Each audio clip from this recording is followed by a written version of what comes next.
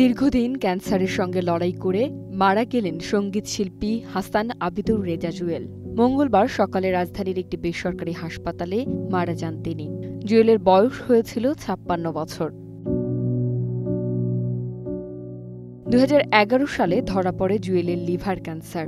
এরপর ফুসফুস এবং হাড়েও সেটি সংক্রমিত হয়।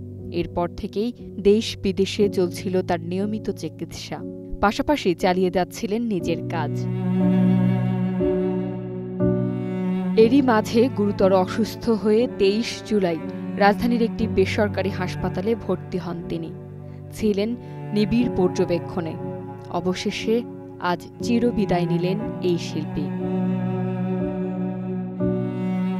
৯০ দশকে দেশের সঙ্গীত জগতে মেলোডি ধারার চমক হিসেবে আবির্ভূত হন হাসান আবিদুর রেজা জুয়েল।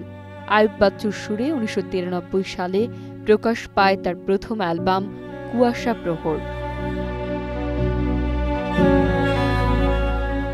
প্রথম অ্যালবামেই শ্রোতাদের মন জয় করেন জুয়েল। এরপর একে একে প্রকাশ হয় এক বিকেলে, আমার আছে অন্ধকার, একটা মানুষ, দেখা হবে না, ফিরতি পথে, দরজা খোলা বাড়ি, এমন কেন হলো সহ ব্যাপক জনপ্রিয়তা পাওয়া বেশ কিছু সিঙ্গেল ও duet album.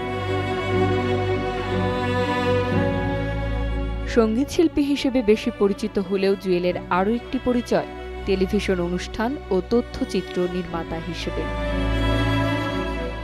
Mehnaz Munni, news time.